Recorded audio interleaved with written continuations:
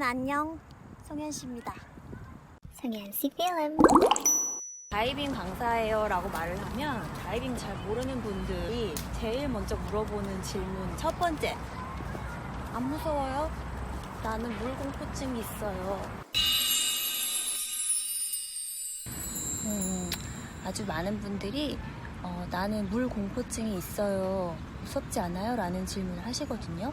제가 다이빙과 관련된 얘기를 나눴던 10명 중에 거의 8명, 제가 이 물공포증을 어디서 갖게 됐는지 얘기를 나누다 보면 대부분이 자기와 아주 가까운 친구 혹은 가족으로부터 어렸을 때 물에서 막 장난을 치다가 물에 빠져서 막 죽을 것 같은 호흡곤란이나 굉장히 두려움을 갖게 된 케이스가 아주 많은 거예요. 우리나라는 삼면이 바다죠. 그리고 뭐 하천, 계곡이 아주 잘 발달되어 있기 때문에 아주 어린 시절부터 물을 접할 수 있는 기회가 참 많은 것 같아요.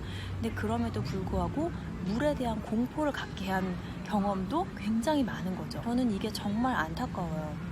친구가 장난으로 막 물에 빠져서 허우적대는 게 재미있고 이런 장난이었겠지만 이건 그 사람의 평생을 가는 트라우마란 말이에요.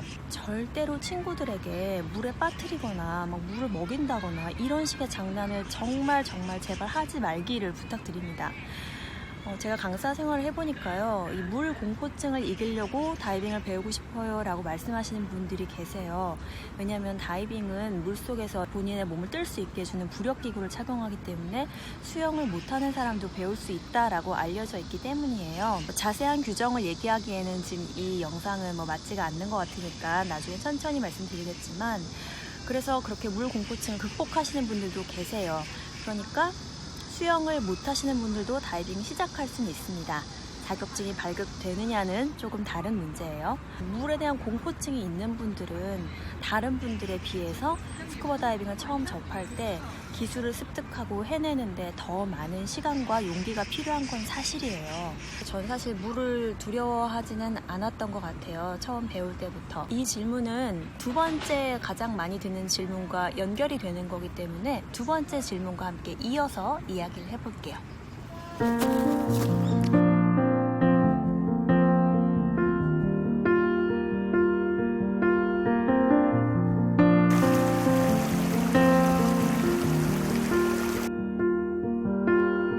Young and we didn't wanna be exposed. Even though it was cold, we were never wearing proper clothes. Always trying to be cool, trying to be those bad guys. 두 번째 질문, 다이빙 위험하지 않나요? 정말 많이 듣는 질문이에요. 다이빙은 위험합니다. 다이빙은 물속에서 하는 거잖아요. 물이라는 거는 인간이 숨쉴 수 없는 환경이기 때문에 새로운 환경에 들어가서 무언가를 하려면 당연히 이 육지에서 우리가 편하게 숨을 쉬면서 하는 것보다는 위험하겠죠? 이런 질문 같기도 해요. 면허가 없는데 운전을 하면 위험한가요? 위험하지 않게 하기 위해서 여러 가지를 배워야 되고, 그래서 자격증 과정이 있는 거고 많은 훈련이 필요하고 그런 것이죠. 다이빙을 하다가 사고가 났다라는 기사를 접하실 때가 있을 거예요. 거의 대부분은 정말 지켜야 할 안전수칙을 지키지 않는 경우가 많고요. 내 스스로가 안전하고 재미있게 즐기기 위해서 기준에 맞게 공부를 하고 또 훈련을 하고 이런 것도 아주 중요하고요. 교통사고도 마찬가지이듯이 내가 다 잘 지켰는데 지키지 않는 다른 사람을 의해서 사고가 나는 경우가 있잖아요. 그런 부분은 실생활 어떤 일에나 다 해당이 되는 것 같아요. 다이빙도 단계가 굉장히 많고 다양한 레벨들이 있어요. 레벨업이 될 때마다 점점 더 어려운 걸 배울 거라고 생각하시고 그런 단계도 분명히 있죠. 그렇지만 제일 처음 시작하는, 제가 속해 있는 단체 패디라는 곳의 오픈워터 스쿠버 다이버 코스는 기초 단계에서 가장 많은 기술들을 배웁니다. 왜냐하면 처음 시작하는 것이기 때문에 지식적으로도 알아야 될 게 많고요, 기술적으로도 해야 될 것들이 아주 많아요. 그래서 오히려 이 기초 과정이 되게 쉽고 짧은 기간 안에 끝날 거라고 생각하시는 분들은 잘못 생각하신 겁니다. 기초를 탄탄하게 해야 뭐든지 더 레벨업도 할 수 있고 더 재밌게 즐길 수 있는 거잖아요. 싼 가격에 빠른 시일 내에 자격증을 취득할 수 있다라는 말에는 현혹되시면 안 됩니다. 다이버 강사가 가장 많이 듣는 질문 3번, 몇 미터까지 가봤어? 레크레이션 다이빙에서 허용 범위는 수심 40m가 한도입니다. 40m보다 더 깊은 수심을 탈 때는 이건 테크니컬 다이빙이라는 또 다른 개념으로 넘어가게 돼요. 간단하게 말씀드리겠습니다. 저처럼 바로 이런 자격증이 필요합니다. 이건 택딥 다이버라는 자격증인데요. 수심 50m까지 갈 수 있고 산소 100% 기체로 호흡할 수 있는 자격입니다. 주변에서 나 40m 이상 가봤다고 자랑하는 사람 중에 너 그럼 테크니컬 다이버 자격증이 있는 거야? 라고 물어봤을 때 그게 뭐야? 혹은 아니? 라고 대답하는 사람이라면 정말 무모하구나 라고 생각을 하시면 됩니다. 만약에 그런 사람이 본인이었다면, 그리고 누군가가 당신을 그 깊이까지 데리고 갔다면 그 사람과 앞으로 계속해서 다이빙을 하실지는 여러분들이 선택을 하셔야 합니다. 다이빙은 반드시 수심을 깊이 탄다고 해서 잘하는 게 아니고요. 물론 단계에 맞게 도전할 수 있는 수심의 깊이는 있지만 그것이 반드시 다이빙을 잘한다는 척도일 수는 없습니다.